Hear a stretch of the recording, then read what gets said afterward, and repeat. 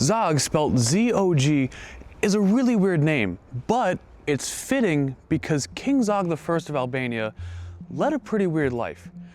He was assassinated almost 50 times, or was supposed to be, and because of that, he hired almost 1,000 royal guards to protect him at his castle.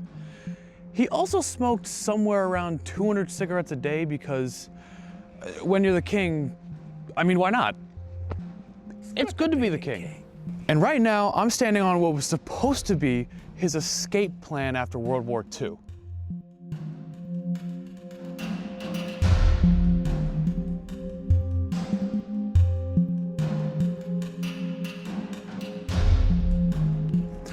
Or really, what's left of it anyways. Because of course, this place didn't always look like this, all decrepit and in a sorry state. The first time I ever walked into these surrounding woods and saw this, the first thing that came to my mind was, what did this place look like 50 or 100 years ago? That was known as the Knollwood Estate, and it was built in privacy for some rich Wall Street tycoon. It had 60 rooms, and it had all the stately qualities you could ask for. You know, like the manicured gardens, fountains, ballrooms, staff houses, all of it. And that part of the story actually kind of ends there. It was just a big house with a lot of rooms for a private owner. Until King Zog buys it. But to understand why he bought it, let's go back to his country, Albania, just after World War I.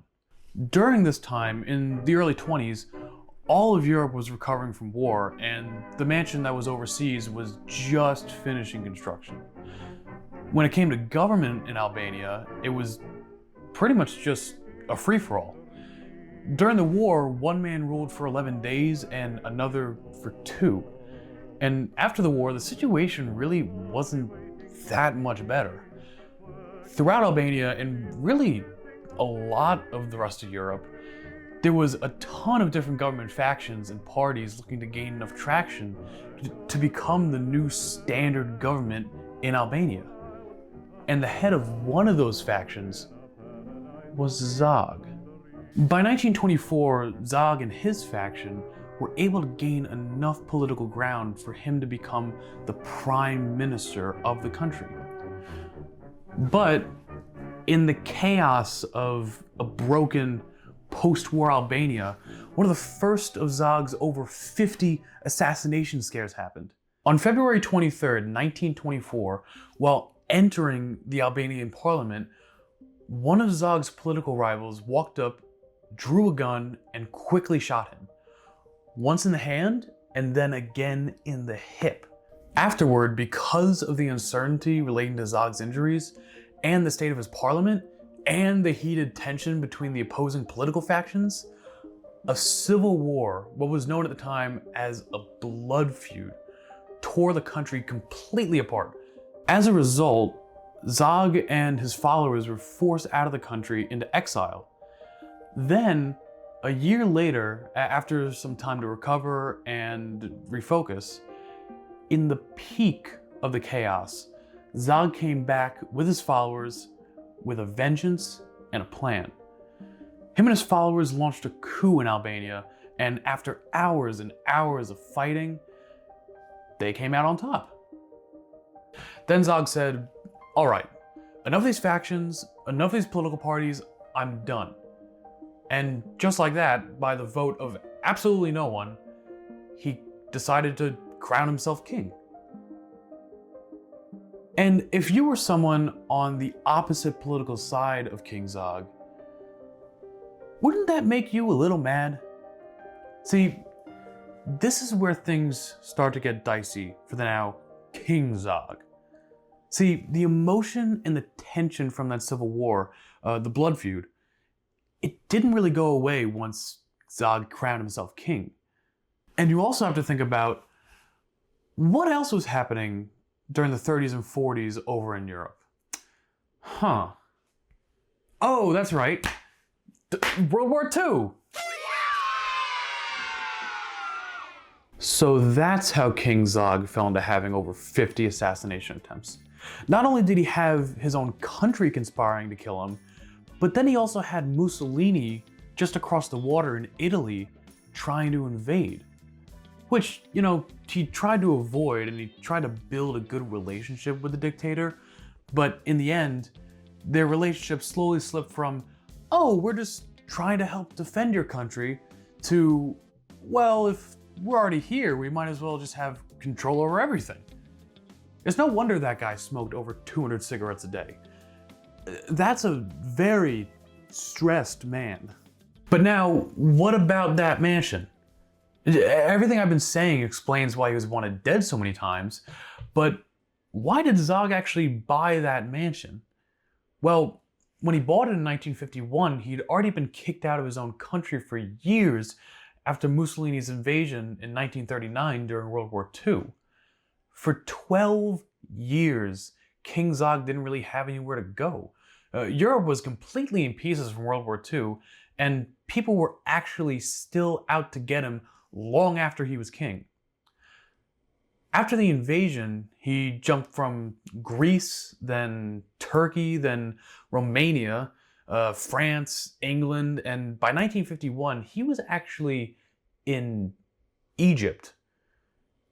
And so the reason King Zog bought this property was actually because he was just tired. He'd been on the run for so long with people still coming after him in the 1950s. So he had to really find a place where he could live out the rest of his life away from Europe. And that's where those ruins that I was standing in start to make sense. Today, the area around it is pretty populated, but 70 years ago, it was just all farmland. But it was still close enough to New York City to conduct any, retired kingly business he might need to attend to. And the land, as well as the mansion that was sitting on it, with its 60 rooms, was big enough that he could bring all of what was left of his entire royal staff to his new permanent residence across the sea.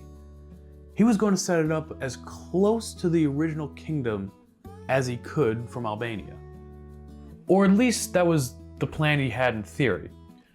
The US had an immigration law at the time which only allowed a certain amount of people to come into the US based on the size of the country they were coming from. For Albania, that was around probably 100 people. But of course, it wasn't just Zog and his staff that wanted to immigrate from Albania. So that number for Zog and his staff was probably more like 20 or 25. And the thing is, Zog actually needed a staff at the time because records from 1951 on Zog show that he was actually very sick during this period. And if that wasn't enough, where Zog was living while trying to move to New York, in Egypt, the next year in 1952, the government was gonna be overthrown. So by the time that he could even get his plan in motion, everything had just fell apart. There was no way he could actually get to New York. So everything really just wasn't lining up for this guy. It was just hurdle after hurdle after hurdle to get to where he wanted to be. So the grand move that he wanted to make to New York, with him and 100 staff and recreating his entire palace from scratch, that unfortunately never really happened. But Zog actually kept the mansion anyways. Meanwhile, he continued to live in exile outside of his monarchy, and he eventually settled in France. He spent the rest of his life claiming to be the rightful king of Albania. But by that point, the entire world had moved on, and Russia actually came in to claim Albania under the USSR. King Zog I eventually died in France in 1961. And as for the mansion, the property changed hands, it fell into neglect, and eventually a fire tore through the entire place, leaving the estate completely abandoned. Over time, the gardens disappeared, the rooms collapsed, and the entire place slowly just morphed into what you see now. Today, long after King Zog is dead, the estate's been turned into a nature preserve, with hiking trails you can get lost in for hours and hours.